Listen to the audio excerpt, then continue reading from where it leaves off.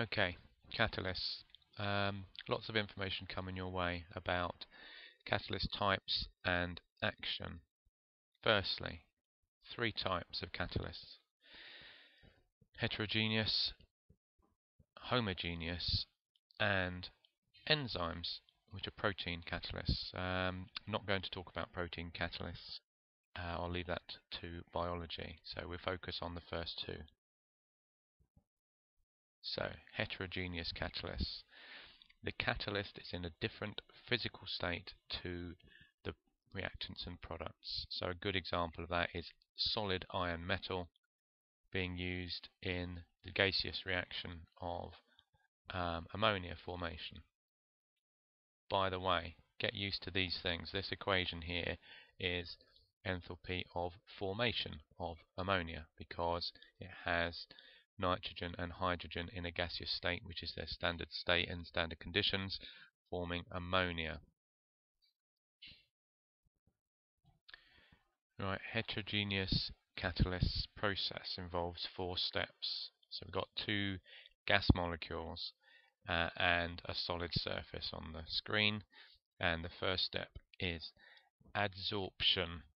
So the reactants are adsorbed with a B, or the process is adsorption with a P. Got to get those spellings correct.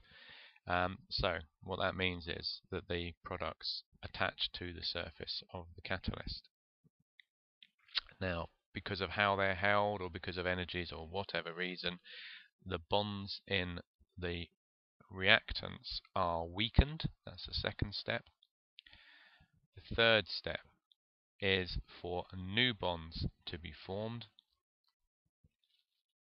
And then the fourth step is desorption. So to be desorbed with a B or desorption with a P, which means release of the new products from the catalyst. So key things you want to understand from that are that adsorption can happen to other molecules as well. Sulfur, for example, will be adsorbed very strongly to iron and doesn't desorb, so it becomes what we call a poison for the catalyst, which is obviously expensive to have the catalyst cleaned. So that's a problem. Catalysts can be poisoned.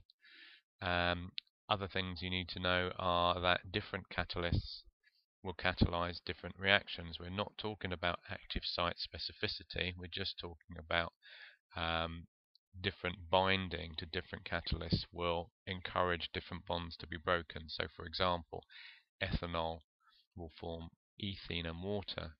That reaction is catalyzed by aluminium oxide, and ethanol will form ethanal and hydrogen, which is dehydrogenation, if the catalyst copper is involved. Okay, homogeneous catalysts.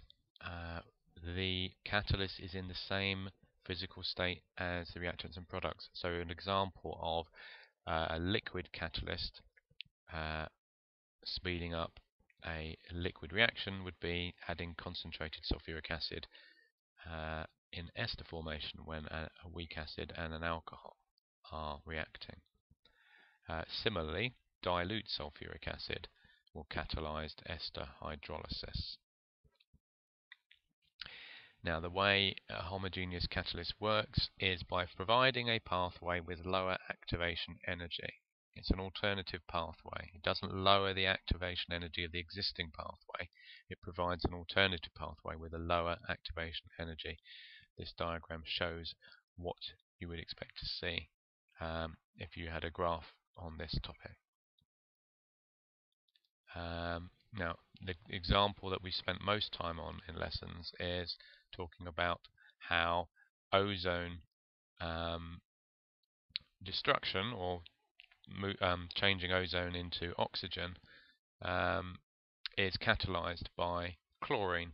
And remember, we get photodissociation of the chlorine, and there is also breakdown naturally of ozone to oxygen and diatomic oxygen, but the chlorine radical created by photodissociation will react with the ozone 1,000 times faster to get ozone converted to oxygen than the standard reaction of ozone to form oxygen. So it's 1,000 times faster. So the chlorine is a catalyst, it's not used up. The chlorine radical is a catalyst and it's not used up. So finally,